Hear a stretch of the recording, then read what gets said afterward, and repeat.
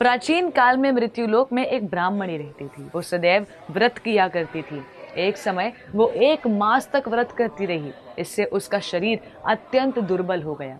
यद्यपि वो अत्यंत बुद्धिमान थी, तथापि उसने कभी देवताओं या ब्राह्मणों के निमित्त अन्न या धन का दान नहीं किया था। इससे मैंने सोचा कि ब्राह्मणी ने व्रत आदि से अपना शरीर शुद्ध कर लिया है। अब इसे विष्णु लोक तो मिल ही जाएगा, परंतु इसने कभी अन्न का दान नहीं किया। इससे इसकी तृप्ति होना कठिन है।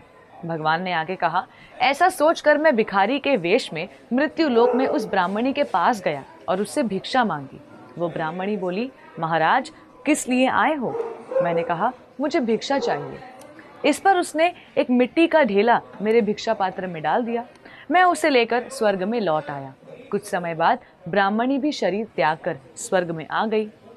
उस ब्राह्मणी को मिट्टी का दान करने से स्वर्ग में सुंदर महल मिला, परंतु उसने अपने घर को अन्न आदि सब सामग्रियों से शून्य पाया। घबराकर वो मेरे पास आई और कहने लगी, भगवान, मैंने अनेक व्रत आदि से आपकी पूजा की, परंतु फिर भी मेरा घर अन्न आदि सब वस्तुओं से शून्य है। इसका क्या कारण है? इस पर मैंने कहा, पहले तुम अपने घर जाओ। देव स्त्रियां आएंगी तुम्हें देखने के लिए। पहले उनसे षटतिला एकादशी का पुण्य और विधि सुन लो, तब द्वार खोलना। मेरे ऐसे वचन सुनकर वो अपने घर गई।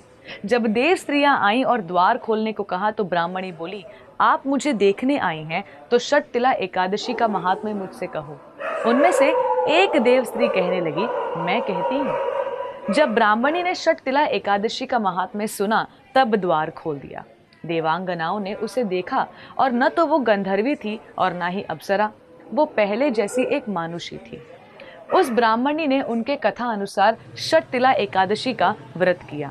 इसके प्रभाव से वो सुंदर और रूपवती हो गई तथा उसका घर अन्न आदि समस्त सामग्रियों से युक्त हो गया। अतः मनुष्यों को षटतिला एकादशी का व्रत रखना चाहिए और लोभ न करके तिल आदि का दान करना चाहिए। इससे दुर्भाग्य, दरिद्रता तथा अनेक प्रकार के कष्ट दूर होकर मोक्ष की प्राप्ति होती है। वास्तव में हर एकादशी का पुण्य अपार है। एकादशी का व्रत करने से लोग पापों से मुक्त होकर भवसागर से तर जाते हैं।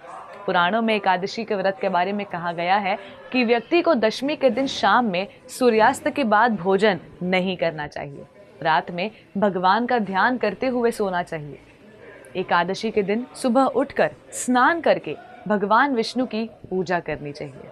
पूजा में तुलसी दल, चंदन, गंगा जल व फलों का प्रसाद अर्पित करना चाहिए।